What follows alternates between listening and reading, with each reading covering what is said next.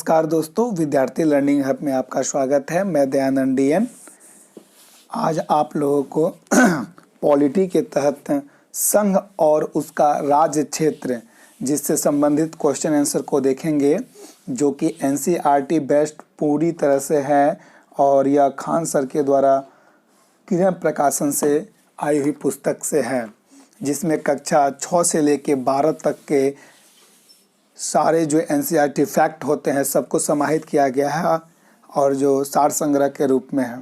तो चलिए, ये इसका चौथा वीडियो है और चौथा टॉपिक भी है, जिसमें हम लोग संघ और उसका राज्य क्षेत्र को देखने जा रहे हैं। तो चलिए शुरुआत करते हैं। और इस चैनल पे अगर आप नए हैं तो लाइक करें, सब्सक्राइब करें, शेयर करें दोस्तों के बीच। तो चलिए, क्वेश्चन नंबर फर्स्ट में हम लोग देखेंगे 27 जून 1947 को देशी रियासतों की समस्या के समाधान के लिए भारत सरकार के तहत एक राज्य विभाग यानी कि स्टेट डिपार्टमेंट खोला गया और इसका प्रभारी किसको बनाया गया था? तो सरदार वल्लभ भाई पटेल को बनाया गया था। सरदार वल्लभ भाई पटेल को राज्य विभाग का प्रभारी बनाया गया था। और जिस राज्य विभाग की स्थापना कब हुई थी? तो 27 जून 1947 को। सरदार वल्लभ भाई पटेल ने 5 जुलाई 1947 को देशी नरेशों से अपील की कि वे अपनी विदेश नीतियां, यातायात और सुरक्षा संबंधित विषय भारत सरकार को सौंप दे। तो 3 सा जो विषय था, जिसमें विदेश नीति, यातायात और सुरक्षा, ये 3 उन्होंने सभी देशी रियासतों या देशी नरेशों से अपील की कि वे भारत सरकार को सौंप दे। इस अपील का समर्थन किसने किया था? तो इस अपील का जो समर्थन था उस समय लॉर्ड माउंटबेटन ने किया था। किस अधिनियम में यह प्रावधान किया गया था कि सम्राट और देशी रियासतों के बीच हुए समझौते उस अधिनियम के प्रवर्तन पर स्वतः निरस्त हो जाएंगे? तो स्वतंत्रता अधिनियम 1947 में यह प्रावधान किया गया कि सम्राट और देशी रियासतों के बीच हुए समझौते उस अधिनियम के प्रवर्तन पर स्वतः ही निरस्त हो जाएंगे। तो स्वतंत्रता अधिनियम 1947। आगे है, स्वतंत्रता प्राप्ति के समय भारत में देशी रियासतों की कुल संख्या 542 थी, जिनमें से 539 रियासतें ने स्वेच्छा से देशी राज्य विलय पत्र इंस्ट्रूमेंट ऑफ एक्सेशन पर हस्ताक्षर कर भारतीय संघ में विलय के लिए स्वीकृति दी और शेष किन 3 रियासतों ने विलय पत्र पर हस्ताक्षर नहीं किए? तो 542 में से 539 ने विलय पत्र पर स्वेच्छा से हस्ताक्षर कर दिया, लेकिन 3 जो रियासत है, जिसमें हैदराबाद, जूनागढ़ और कश्मीर, इन्होंने नहीं दिया। रियासतों ने विलय पत्र पर हस्ताक्षर नहीं किया, नहीं शामिल होने का प्रस्ताव रखा। काठियावाड़ के तट पर स्थित जूनागढ़ रियासत के नवाब ने पाकिस्तान के साथ मिलने की घोषणा कर दी। इसका वहां के जनता ने विरोध किया और फलतः सरकार ने सैनिक कार्रवाई की और इसके बाद वहां का नवाब पाकिस्तान भाग गया। उस समय जूनागढ़ का नवाब कौन था? तो नवाब मोहम्मद महाबत खानजी तृतीय था। जूनागढ़ का उस समय नवाब कौन था? नवाब मोहम्मद महाबत खानजी तृतीय था। कश्मीर के किस राजा ने पाकिस्तानी पठानों कबीलाइयों के आक्रमण के बाद अक्टूबर 1947 में भारत के साथ विलय संधि पर हस्ताक्षर किया? तो हरि सिंह, राजा हरि सिंह ने। हैदराबाद में राजाकारों ने आतंक का वातावरण पैदा कर दिया और इसके दबाव में आकर वहां के निजाम ने स्वतंत्र रहने का फैसला किया, लेकिन सरदार पटेल ने 13 सितंबर 1948 को सैनिक कार्रवाई कर हैदराबाद के नवाब को भारत में विलय स्वीकार करने हेतु बाध्य कर लिया। इस कार्रवाई को किस ऑपरेशन के नाम से जाना जाता है? तो ऑपरेशन पोलो के नाम से जाना जाता है, जो 13 सितंबर 1948 को हैदराबाद पर सैनिक कार्रवाई कराई गई थी। किनके द्वारा? तो सरदार पटेल के द्वारा।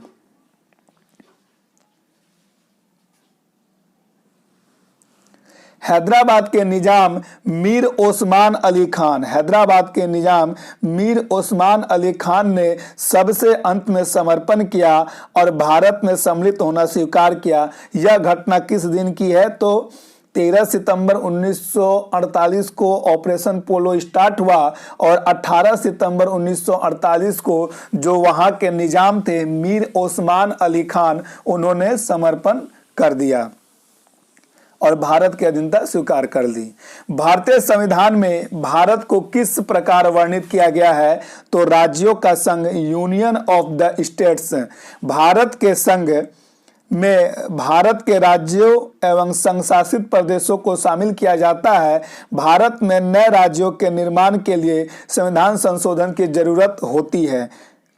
नहीं, ऐसा नहीं है कि भारत में नए राज्यों के निर्माण के लिए संविधान में संशोधन की जरूरत नहीं होती है, क्योंकि संसद का यह कार्य साधारण बहुमत से ही करती है। संसद यह कार्य यानी कि किसी राज्य का जो निर्माण होता है वो साधारण बहुमत से ही किया जाता है। संविधान के अनुच्छेद 1 के अनुसार भारत राज्यों का संघ होगा और राज्यों तथा केंद्रशासित प्रदेशों के नाम और उनके क्षेत्रों का उल्लेख कहाँ किया गया है? तो संविधान के प्रथम अनुसूची में किया गया है भारत के राज्यों और उनके संघ और राज्य क्षेत्रों का नाम, तो भारत के प्रथम अनुसूची में वर्णित किया गया है। भारत के अंतर्गत स्थित रियासतों को भारत में विलय करने के लिए कौन उत्तरदायी है? तो सरदार वल्लभ भाई पटेल, क्योंकि स्टेट डिपार्टमेंट के जो प्रभारी थे सरदार वल्लभ भाई पटेल को ही बनाया गया था। संसद को यह प्राधिकार है कि वह ऐसे निर्बंधों और शर्तों के साथ जो उचित समझे नए राज्यों के प्रवेश की अनुमति दे सकेगी का उल्लेख अनुच्छेद 1 में किया गया है। संविधान के अनुच्छेद 1 के मुताबिक भारत अर्थात इंडिया राज्यों का संघ होगा और राज्यों तथा संघ शासित प्रदेशों के नाम और प्रत्येक के तहत आने वाले राज्य क्षेत्रों का उल्लेख कहाँ किया गया है? तो संविधान के प्रथम अनुसूची में किया गया है। चलिए यहां देख रहे हैं कुछ और अन्य चीजें।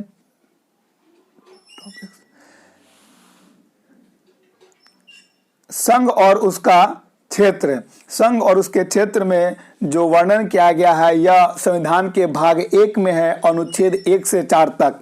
अनुच्छेद 1 क्या कहता है? संघ का नाम और उसका राज्य क्षेत्र। अनुच्छेद 1 में वर्णित है क्या? संघ का नाम और उसका राज्य क्षेत्र। अनुच्छेद 2 नए राज्यों का प्रवेश या स्थापना, अनुच्छेद 2 के तहत क्या आता है? अनुच्छेद 2 का क सिक्किम के संघ के साथ जोड़ा जाए, निरसित अब इसे रिप्लेस्ड कर दिया गया अनुच्छेद 2 का क।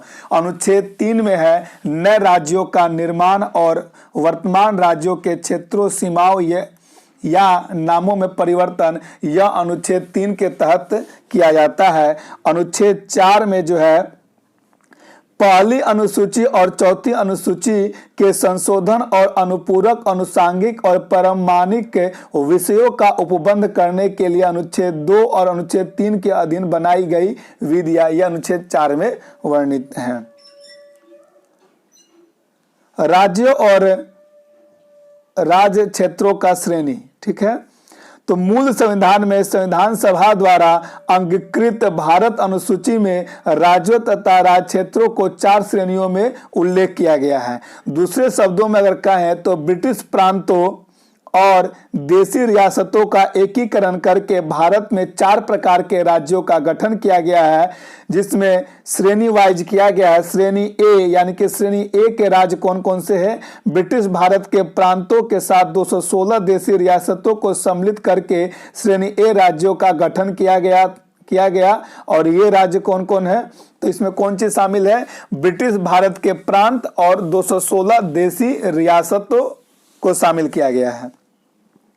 इनके जो राज्य है वो असम, बिहार, बंबई, मध्य प्रदेश, मद्रास, उड़ीसा, पंजाब, संयुक्त प्रांत, पश्चिम बंगाल, आंध्र प्रदेश, और इनकी संख्या कितनी थी? कुल 10 इनकी संख्या थी, यानी कि श्रेणी ए में कितने राज्य आते थे? 10, जिसमें कि ब्रिटिश प्रांतों और 216 देसी रियासतों को मिला के बनाया गया था। ख श्रेणी के राज्य में 275 देसी रियासतों की नई प्रशासनिक इकाइयों में गठित करके 20 राज्य क्षेत्र का श्रेणी प्रदान किया गया, और इनके जो राज्य थे हैदराबाद, जम्मू कश्मीर, मध्य भारत, मैसूर, पेप्सू को पहले पंजाब को पहले पेप्सू कहा जाता था, और पेप्सू में पटियाला और पूर्वी पंजाब के राज्यों का संघ था। राजस्थान, स्वराष्ट्र और त्रावणकोर, कोचीन, इनकी संख्या 8 थी। श्रेणी ग के तहत जो है 61 देसी रियासतों को एकीकृत करके सी राज्य श्रेणी का गठन किया गया है। ये राज्य हैं अजमेर, बिलासपुर, भोपाल, दुर्ग, दिल्ली, हिमाचल प्रदेश, कच्छ, मणिपुर, त्रिपुरा और विंध्य प्रदेश। इनकी संख्या 10 थी। और श्रेणी डी घ में अंडमान और निकोबार द्वीप समूह डी राज्य की श्रेणी में रखे गए थे। तो चलिए अब इधर देखते हैं क्वेश्चन को। भारतीय संविधान के किस अनुच्छेद के तहत संसद को विधि द्वारा नए ऐसे निर्बंधों और शर्तों पर जो वह ठीक समझे संघ में नए राज्यों के प्रवेश और उनके स्थापना का अधिकार प्राप्त करता है? तो यह अनुच्छेद 2 में वर्णित है। अनुच्छेद 2 के तहत ऐसा कहा गया है। किस अनुच्छेद के तहत संसद विधि द्वारा किसी राज्य में उसका क्षेत्र अलग करके अथवा 2 या 2 से अधिक राज्यों को या राज्यों के भागों को मिलाकर नए राज्यों का निर्माण कर सकती है? अनुच्छेद 3 में। किसी नए राज्यों के निर्माण, क्षेत्रों, सीमाओं और नामों में परिवर्तन वाले विधेयक पर किसकी पूर्व अनुमति की आवश्यकता होती है? तो राष्ट्रपति की पूर्व अनुमति की आवश्यकता होती है। उक्त प्रयोजन से संबंधित विधेयक राष्ट्रपति के हस्ताक्षर से पहले संबंधित राज्य विधानमंडल या विधानमंडलों के पास एक निश्चित समय के भीतर विचार करने के लिए भेजा जाता है। हालांकि राज्य की सहमति या असहमति का कोई प्रभाव विधेयक पर नहीं पड़ता और निश्चित समय सीमा के बाद विधेयक संसद द्वारा पारित होकर किसके पास हस्ताक्षर के लिए पहुंच जाता है? तो राष्ट्रपति के पास।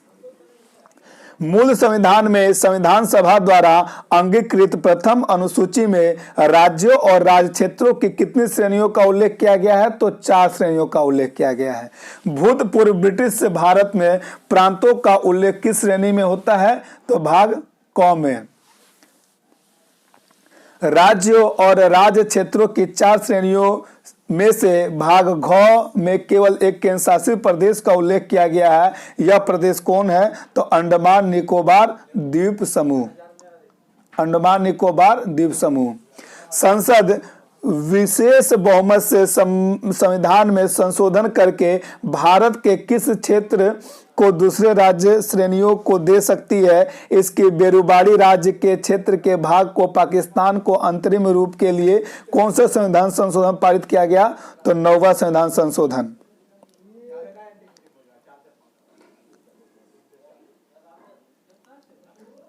किस संविधान संशोधन अधिनियम के द्वारा राज्यों के पुनर्गठन में भाग क और भाग ख के राज्यों का अंतर समाप्त कर दिया गया? तो 7वां संविधान संशोधन 1956 के द्वारा। किस मामले से 9वीं अनुसूची में सम्मिलित अधिनियमों पर इस आधार पर आक्षेप किया जा सकता है कि वे संविधान के आधिकारिक संरचना को क्षति पहुंचाते हैं? तो केशवानंद भारती बनाम केरल राज्य। भारतीय संघ में किसी राज्य को सम्मिलित करने का अधिकार किसे है? तो संसद को है। राज्य पुनर्गठन आयोग का गठन कब किया गया? 1953 में। भाषाई आधार पर राज्यों का पुनर्गठन किस वर्ष किया गया? 1956 में। आंध्र प्रदेश राज्य अधिनियम 1953 के तहत किस राज्य के कुछ क्षेत्रों को निकालकर आंध्र प्रदेश का गठन किया गया? तो मद्रास तमिलनाडु को। स्वतंत्र भारत में भाषा के आधार पर गठित पहला राज्य कौन है? तो आंध्र प्रदेश। 1956 में गठित राज्य पुनर्गठन आयोग के अध्यक्ष कौन है? तो फजल अली। तो भाषा के आधार पर स्वतंत्र होना वाला राज्य कौन है? आंध्र प्रदेश है।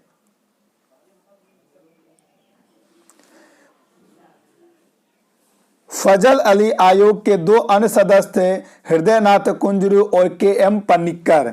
फजल अली आयोग ने ए, बी और सी तीन वर्गों में विभाजित राज्यों को समाप्त करके उनके स्थान पर 16 राज्यों और 3 संघ राज्य क्षेत्रों का गठन की सिफारिश की, लेकिन संसद में पारित राज्य पुनर्गठन अधिनियम 1956 कितने राज्यों और संघ राज्य क्षेत्रों को सम्मिलित किया? तो 14 राज्य और 5 संघ राज्य क्षेत्रों को सम्मिलित किया।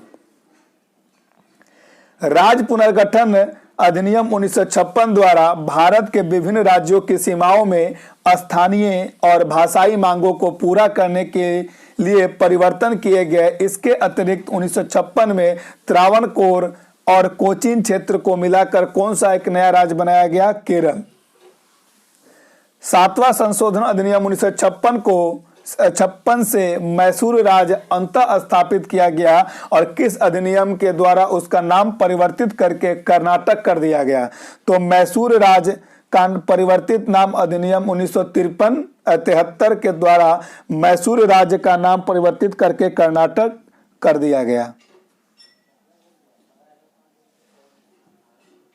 अब राज्य और उनके गठन वर्ष, तो असम जो है राज्य का गठन 26 जनवरी 1950 को, बिहार राज्य का 26 जनवरी 1950 को, उड़ीसा का 26 जनवरी 1950 को, उत्तर प्रदेश का 26 जनवरी 1950 को, पश्चिम बंगाल का 26 जनवरी 1950 को, लेकिन आंध्र प्रदेश को 1953 में और इसको राज्य का दर्जा 1956 में दिया गया।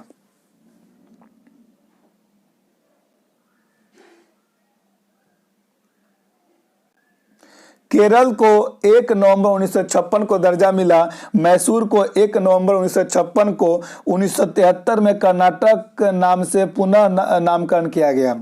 मध्य प्रदेश को 1 नवंबर 1956 को, राजस्थान को 1 नवंबर 1956 को, तमिलनाडु को 1 नवंबर 1956 को, गुजरात को 1 मई 1960 और महाराष्ट्र जो है 1 मई 1960, यानी कि महाराष्ट्र और गुजरात को जो सौराष्ट्र क्षेत्र था उससे अलग करके बनाया गया। नागालैंड 1 दिसंबर 1963 को, हरियाणा 1 नवंबर 1966 को और पंजाब 1 नवंबर 1956 को 66 को। हिमाचल प्रदेश 25 जनवरी 1971 को, मेघालय 21 जनवरी 1972 को, मणिपुर 21 जनवरी 1972 को, त्रिपुरा 16 मई 1900 त्रिपुरा जो है 21 जनवरी 1972 को और सिक्किम जो है वो 16 मई 1975 को राज्य का दर्जा मिला। अरुणाचल प्रदेश 20 फरवरी 1987 को राज्य का दर्जा मिला। मिजोरम को 20 फरवरी 1987 को राज्य का दर्जा मिला। गोवा को 30 मई 1987 को राज्य का दर्जा मिला। छत्तीसगढ़ को 1 नवंबर 2000 को दर्जा मिला। उत्तराखंड को 9 नवंबर 2000 को दर्जा मिला। झारखंड को 15 नवंबर 2000 को दर्जा मिला और तेलंगाना को 2 जून 2014 को दर्जा मिला। ठीक है। 1900 विभिन्न राज्य पुनर्गठन आयोग, तो 1930 में सर हर्बर्ट रिजले आयोग बंगाल सरकार को भाषाई आधार पर बंगला में विभाजन करने के लिए सर हर्बर्ट रिजले आयोग का गठन किया गया। 1911 लॉर्ड हार्डिंग आयोग बंगाल विभाजन को निरस्त करने के लिए गठन किया गया। 1918 में मॉन्टेग्यू चेम्सफोर्ड रिपोर्ट राज्यों के गठन को भाषाई एवं जातीय आधार को अस्वीकार किया गया।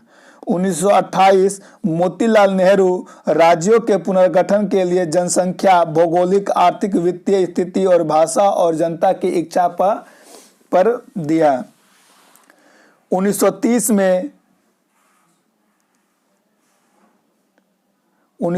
में भारतीय संवैधानिक आयोग जाति, धर्म, आर्थिक हित, भौगोलिक एकरूपता, गांव शहर के संतुलन आदि में किसी भी एक मुद्दे नहीं अपितु कई अन्य मामलों को गठन का जो है आधार स्वीकार किया। 1936 में संवैधानिक सुधार समिति इसकी अनुशंसा कर सांप्रदायिक आधार पर सिंध प्रांत का गठन किया। 1948 धर आयोग।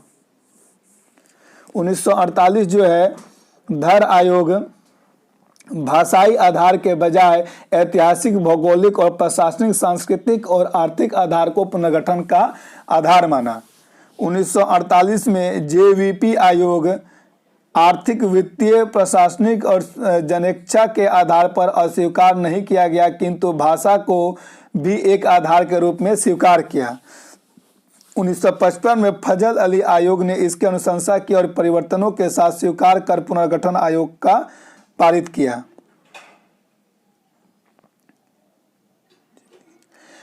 तो मराठी और गुजराती भाषाओं के बीच का जो संघर्ष था, बम्बई पुनर्गठन अधिनियम 1960 के द्वारा बम्बई राज्य को किन दो राज्यों में विभाजित किया गया? गुजरात और महाराष्ट्र में। किसमें? गुजरात और महाराष्ट्र में किया गया।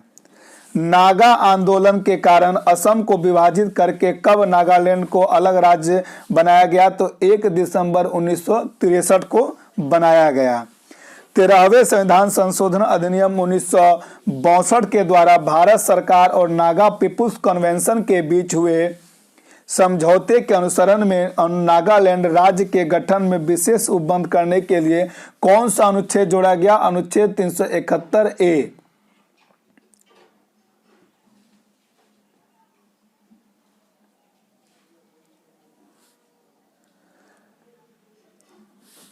उन्नीस 1960 में किस क्षेत्र को पाकिस्तान को सौंप जाने के मामले में सर्वोच्च न्यायालय ने यह सलाह दी कि संविधान संशोधन किए बिना किसी राज्य को भारत का कोई राज्य क्षेत्र नहीं सौंपा जाएगा? बेरुबारी यूनियन पश्चिम बंगाल में को। पंजाब पुनर्गठन अधिनियम 1966 के अंतर्गत पंजाब राज्य को 3 भागों पंजाब एवं हरियाणा को अलग राज्य के रूप में, चंडीगढ़ को केंद्र शासित प्रदेश के रूप में विभाजित किया गया। इन राज्यों की राजधानी किसे बनाई गई? चंडीगढ़ को। मेघालय को असम पुनर्गठन अधिनियम 1969 के द्वारा किस राज्य के भीतर स्वशासी उपराज्य बनाया गया? असम राज्य के भीतर। असम अधिनियम 1951 के तहत भारतीय राज्य क्षेत्र में एक पट्टी किस देश को देकर असम की सीमा में बदलाव किया गया? तो भूटान की को देकर। पूर्वोत्तर क्षेत्र पुनर्गठन अधिनियम 1971 और 21 जनवरी 1972 को मणिपुर, मिजोरम और मेघालय का पूर्ण राज्य बनाया गए। मिजोरम और अरुणाचल प्रदेश को किस सूची में रखा गया? केंद्र शासित प्रदेश की सूची में। किस अधिनियम से हिमाचल प्रदेश और बिलासपुर राज्यों का विलय करके हिमाचल प्रदेश नामक केंद्र शासित प्रदेश का गठन किया गया, जिसे 1970 में राज्य का दर्जा प्रदान हुआ? तो हिमाचल प्रदेश बिलासपुर अधिनियम 1954 से। हिमाचल प्रदेश राज्य अधिनियम द्वारा किस वर्ष केंद्र शासित प्रदेश हिमाचल प्रदेश को राज्य का दर्जा मिला? तो 1971 में। किस संविधान संशोधन अधिनियम के द्वारा सिक्किम को स्वराज्य यानी एसोसिएट राज्य का दर्जा दिया गया? तो 35वें संविधान संशोधन 1974 के द्वारा। और 36वें संविधान संशोधन अधिनियम 1975 के तहत 22वें राज्य के रूप में सिक्किम को जो मान्यता दी गई या पूर्ण राज्य का जो दर्जा दिया गया 16 मई 1975 को। किस अधिनियम संशोधन द्वारा 20 फरवरी 1987 को मिजोरम को भारत के 23वें राज्य के रूप में और अरुणाचल प्रदेश को 24वें राज्य के रूप में मान्यता दी गई? तो 53वें और 55वें संविधान संशोधन के द्वारा। भारत को आजादी के समय पांडिचेरी, कराईकल, यनम, चंदरनगर और माहे में फ्रांसीसी बस्तियां रह गई थी। इनमें से किस क्षेत्र में जून 1949 में हुए जनमत संग्राम में भारत के पक्ष में मत दिया और इसके बाद मई 1950 में उसका प्रशासन भारत ने अपने अंदर ले लिया? तो चंदरनगर को। भारत और फ्रांस के बीच 28 मई 1956 को एक संधि हुई। इसके अनुसार से सभी फ्रांसीसी क्षेत्रों पर भारत का अधिकार मान लिया गया और पांडिचेरी, कराईकल, माहे और यनम को अब से केंद्र शासित प्रदेश पुदुचेरी के रूप में प्रशासित किया जाएगा 1 जुलाई 1963 को ऐसा कहा गया। किस संशोधन अधिनियम के द्वारा पुदुचेरी केंद्र शासित प्रदेश के रूप में प्रथम अनुसूची में जोड़ा गया? 14वें संविधान संशोधन अधिनियम 1962 के द्वारा। ठीक है, अब देखिए धर आयोग।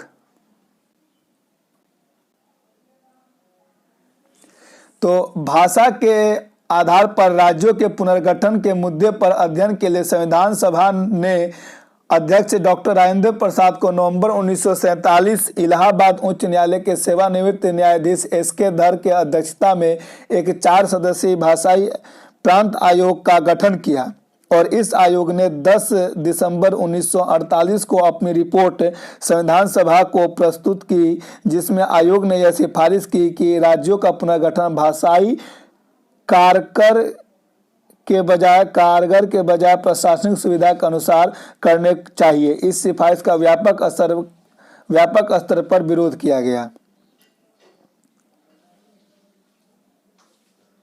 अब जेवीपी समिति। धर आयोग के निर्णयों की परीक्षा करने के लिए भाषाई आधार पर राज्यों के पुनर्गठन के मामले में विचार करने के लिए कांग्रेस ने जयपुर अधिवेशन 1948 में 3 सदस्यीय समिति का गठन किया और इसके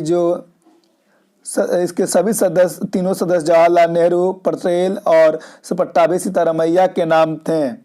यह जेवीपी समिति के नाम से प्रसिद्ध है और इस समिति में राज्यों के पुनर्गठन के लिए भाषा के आधार को स्वीकार नहीं किया गया और यह सुझाव दिया गया कि सुरक्षा, एकता और राष्ट्र की संपन्नता को राज्यों के पुनर्गठन का आधार होना चाहिए और इसकी सिफारिश 1949 में कांग्रेस कार्य समिति ने स्वीकार कर लिया। ठीक है, देखिए तो 14वें संविधान संशोधन अधिनियम 1962 के द्वारा किन केंद्र शासित प्रदेशों के लिए संसदीय विधि द्वारा विधानमंडलों का गठन किया गया? तो हिमाचल प्रदेश, मणिपुर, मिजोरम, गोवा, दमन दीव और पुदुचेरी। जनता द्वारा 1954 में दादरा और नगर हवेली को मुक्त कराकर उस पर किसका शासन हुआ? पुर्तगालियों का शासन था। 1954 से 1961 तक दादरा नगर हवेली लगभग स्वतंत्र रूप से काम करता रहा और जिसे दादरा और नगर हवेली प्रशासन ने चलाया। भारत सरकार ने कब सैन्य कार्रवाई के द्वारा इसे भारतीय संघ में मिला लिया, तब से यह भारत सरकार केंद्र शासित प्रदेश के रूप में इसका प्रशासन कर चला दिया दिसंबर 1961 में।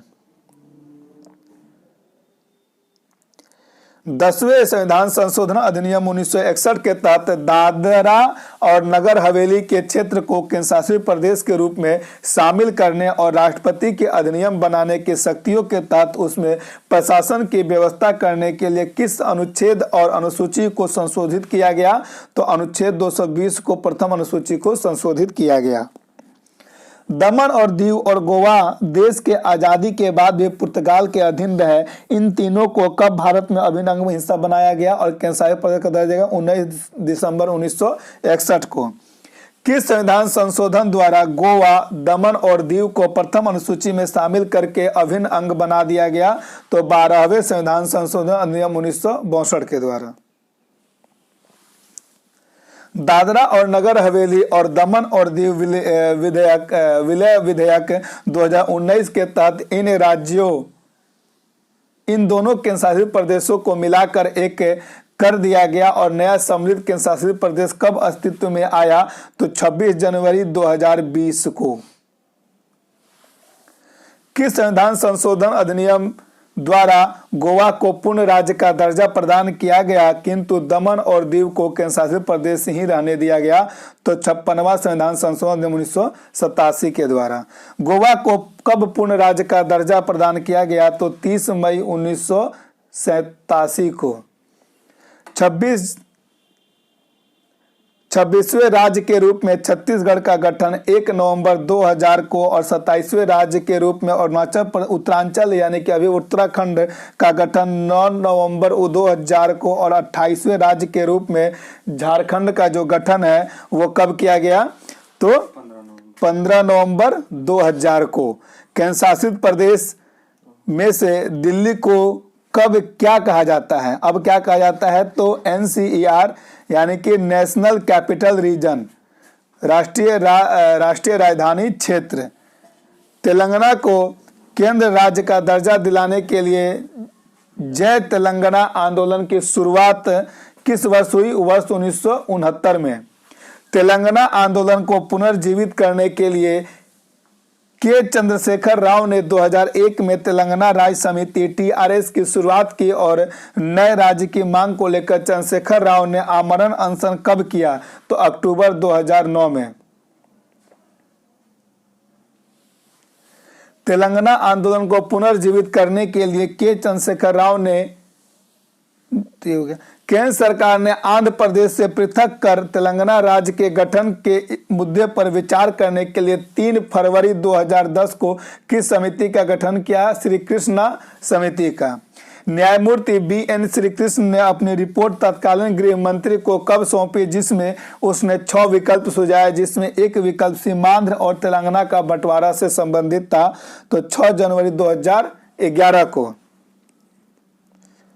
आंध्र प्रदेश पुनर्गठन विधेयक 2014 को लोकसभा ने 18 फरवरी 2014 को और राज्यसभा ने 20 फरवरी 2014 को पारित कर दिया और इस विधेयक पर तत्कालीन राष्ट्रपति प्रणब मुखर्जी के हस्ताक्षर के बाद अधिनियम में परिवर्तित हुआ 1 मार्च 2014 को।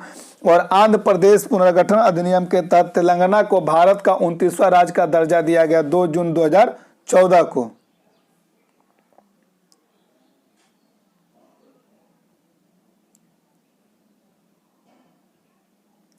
अब देखते हैं यहाँ पे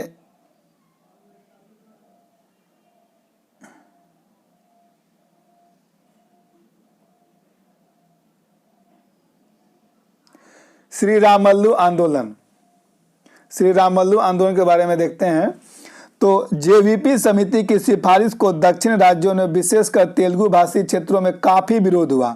मद्रास राज्य के तेलुगु भाषाई पोट्टी श्री रामल्लू के नेतृत्व में आंदोलन आरंभ हुआ और भाषा के आधार पर राज्यों के पुनर्गठन की मांग जोर पकड़ने लगी और 56 दिन के आमरण अनशन के बाद 15 दिसंबर 1952 को श्री रामल्लू की मृत्यु हो गई। इसके बाद तत्कालीन प्रधानमंत्री पंडित नेहरू ने 19 दिसंबर 1952 को तेलुगु भाषाओं के लिए पृथक राज्य आंध्र प्रदेश के गठन की घोषणा की और 1 अक्टूबर 1953 को आंध्र प्रदेश राज्य का गठन किया गया, जो स्वतंत्र भारत में भाषा के आधार पर गठित पहला राज्य था। फजल अली आयोग। फजल अली आयोग तत्कालीन प्रधानमंत्री पंडित जवाहरलाल नेहरू ने 22 दिसंबर 1953 को संसद में की गई एक घोषणा के बाद राज्यों के पुनर्गठन की समस्या पर गंभीरता पूर्वक तथा बिना किसी पक्षपात के विचार करने के उद्देश्य से फजल अली आयोग का गठन किया।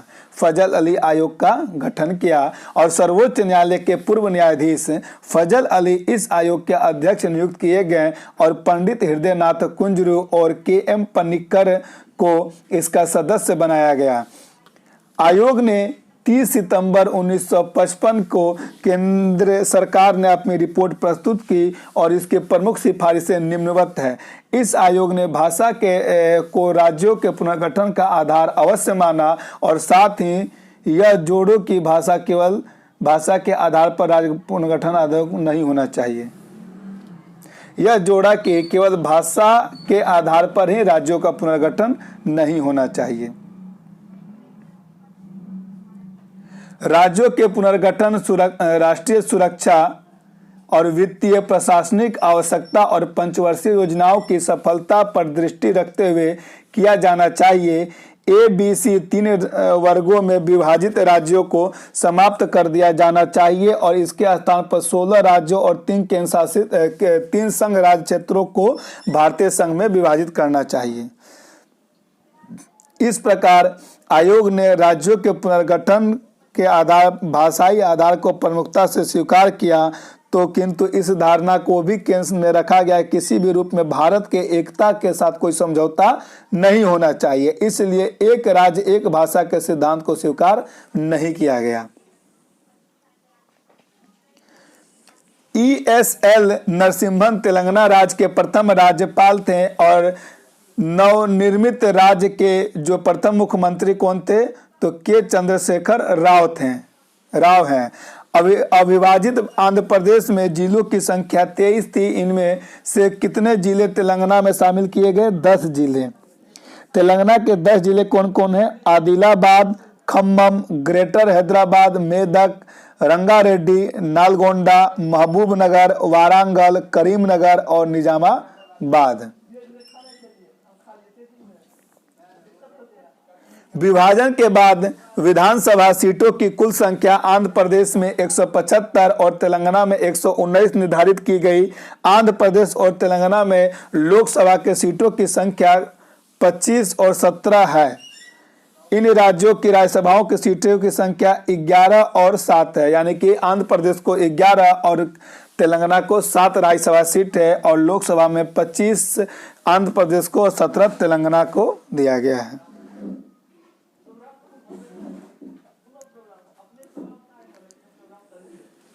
5 अगस्त 2019 को एक संकल्प की घोषणा के साथ भारतीय संविधान के अनुच्छेद 370 को समाप्त कर दिया गया और इस आदेश पर राष्ट्रपति के हस्ताक्षर भी हुए। और इस फैसले के साथ ही कौन से अनुच्छेद को समाप्त कर दिया गया? अनुच्छेद 35A को समाप्त कर दिया गया। जम्मू कश्मीर राज्य पुनर्गठन अधिनियम 2019 के तहत राज्य को 2 केंद्र शासित प्रदेशों जम्मू कश्मीर और लद्दाख में विभाजित किया गया। इनमें से किस में विधानसभा होगी? तो जम्मू कश्मीर जो है में विधानसभा होगी, लेकिन लद्दाख में विधानसभा नहीं होगी। क्षेत्रफल की दृष्टि से भारत में सबसे बड़ा केंद्र शासित प्रदेश कौन है? तो जम्मू कश्मीर है। जम्मू कश्मीर और लद्दाख के केंद्र शासित प्रदेश बनने के बाद भारत में वर्तमान में कितने राज्य और केंद्र शासित प्रदेश हैं? तो 28 राज्य और 8 केंद्र शासित प्रदेश हैं। 2 नए केंद्र शासित प्रदेश जम्मू कश्मीर और लद्दाख की स्थिति को विधिवत अस्तित्व में आए 31 अक्टूबर 2019 को सरदार पटेल की जयंती पर। 2 नवंबर 2019 को दोनों नए केंद्र शासित प्रदेशों का नक्शा जारी किया गया। नए नक्शे के मुताबिक पाक अधिकृत कश्मीर के किन जिलों को जम्मू कश्मीर का हिस्सा बनाया गया है? तो मीरपुर और मुजफ्फराबाद जिले को जम्मू कश्मीर का हिस्सा बनाया गया है। जम्मू कश्मीर में कुल 22 जिले और लद्दाख में 2 जिले हैं, लेह और कारगिल। क्षेत्रफल की दृष्टि से भारत का सबसे बड़ा केंद्र शासित प्रदेश कौन सा है? तो लद्दाख है।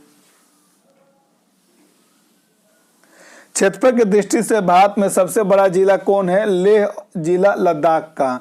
दोनों केंद्र शासित प्रदेशों के अस्तित्व में आने के बाद 31 अक्टूबर 2019 को जीसी मुर्मू को गिरीश चंद्र मुर्मू को जम्मू कश्मीर का पहला लेफ्टिनेंट गवर्नर नियुक्त किया गया और लद्दाख का जो है लेफ्टिनेंट गवर्नर पहला किसे नियुक्त किया गया? आर.के. माथुर को।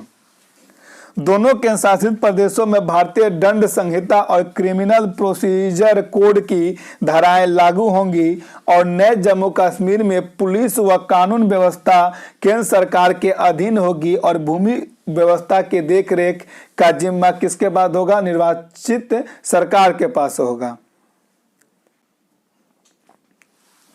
जम्मू कश्मीर में सरकारी कामकाज की भाषा अब उर्दू के स्थान पर कौन सी होगी? हिंदी होगी। केंद्र शासित प्रदेश बनने पर जम्मू कश्मीर के प्रदेश स्तर पर बनाए गए 164 कानून समाप्त हो गए और विधानसभा से पारित 166 कानूनों को यथावत रखा गया।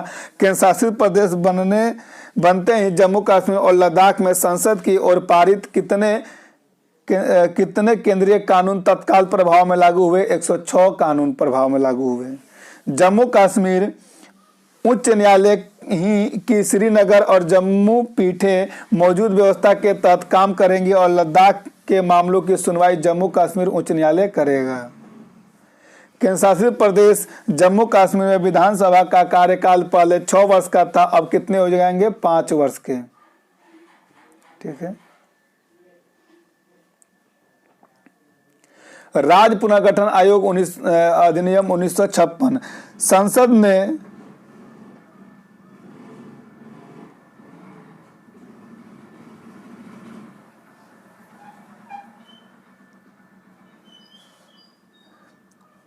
राज्य पुनर्गठन अधिनियम 1956। संसद ने फजल अली आयोग की सिफारिशों को कुछ परिवर्तनों के साथ स्वीकार कर लिया। 1956 में राज्य पुनर्गठन अधिनियम पारित किया और इस अधिनियम के जो प्रमुख बिंदुएं हैं वो इस प्रकार हैं। कौन कौन है?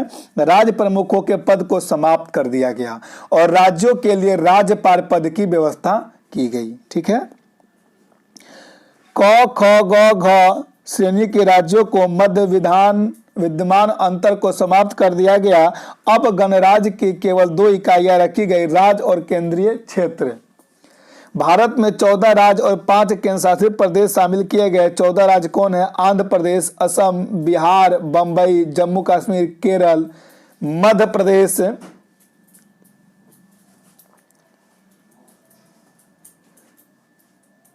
मैसूर, उड़ीसा, पंजाब, राजस्थान, उत्तर प्रदेश और पश्चिम बंगाल हैं।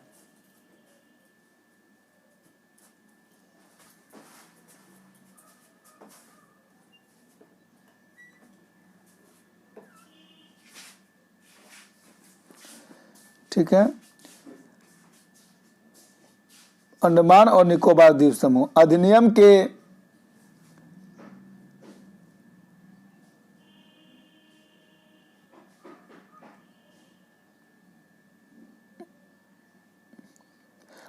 के तहत पंजाब को और पेप्सू को मिलाकर एक राज्य बना दिया गया, किंतु हिमाचल प्रदेश को केंद्रीय क्षेत्र बना दिया गया।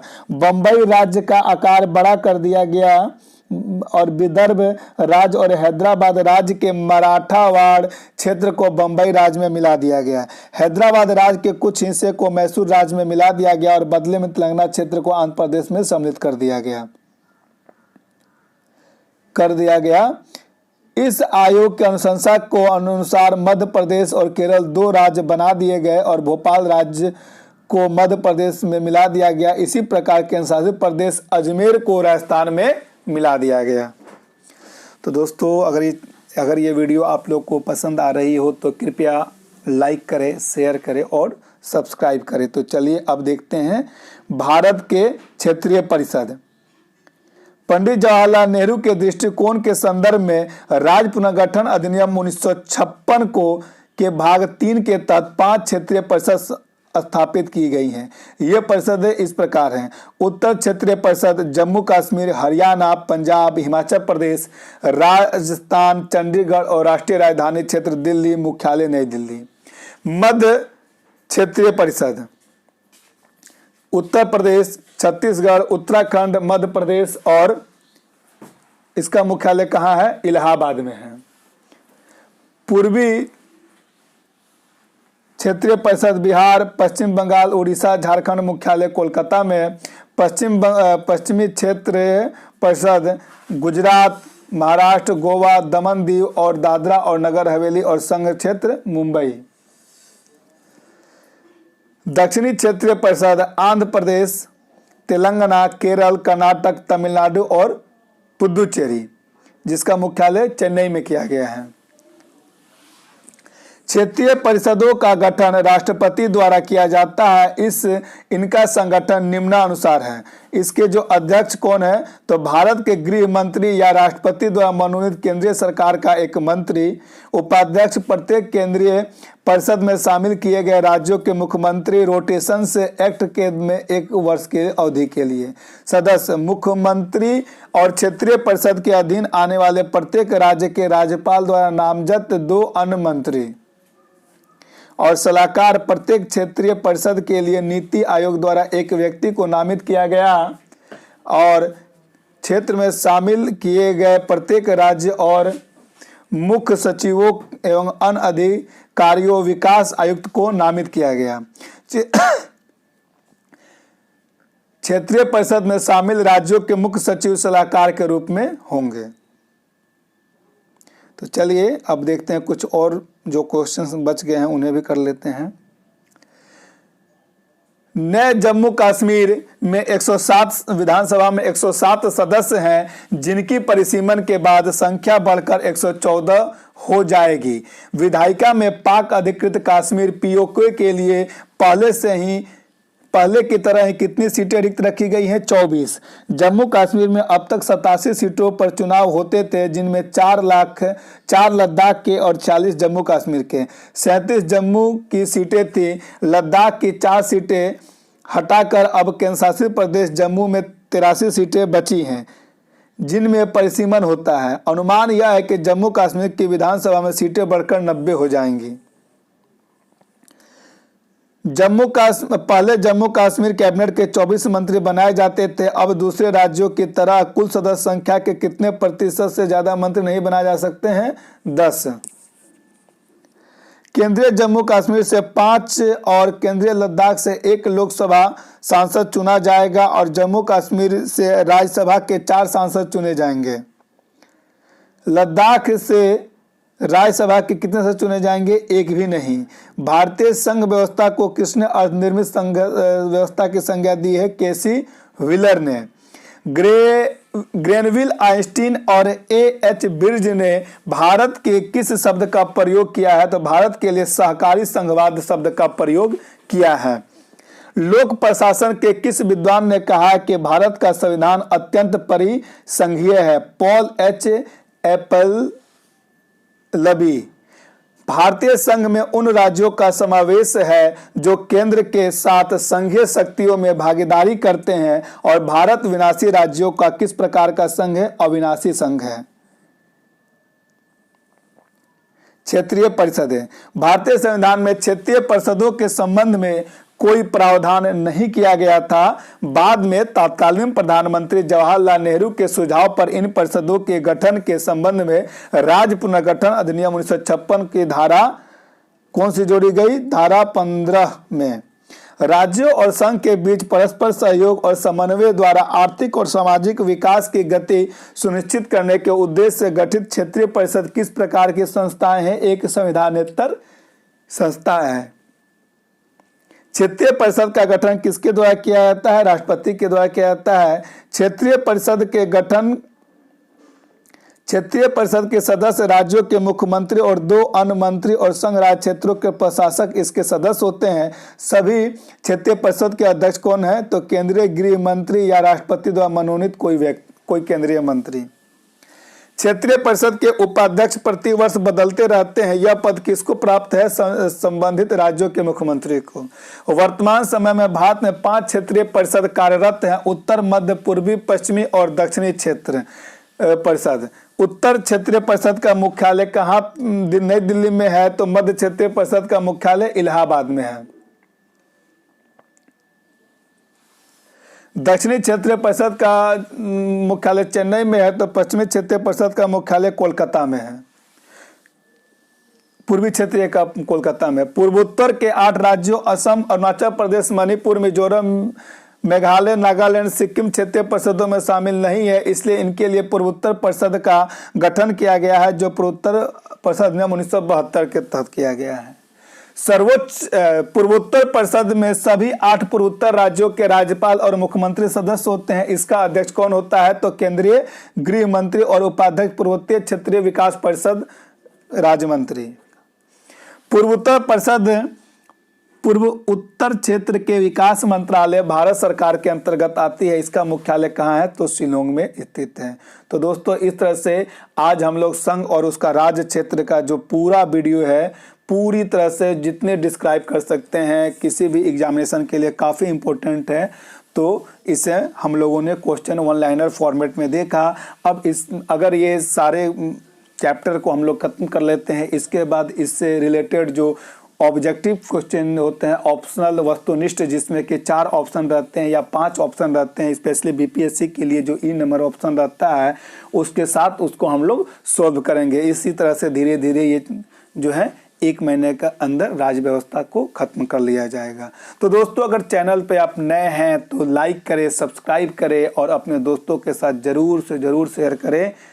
जय हिंद।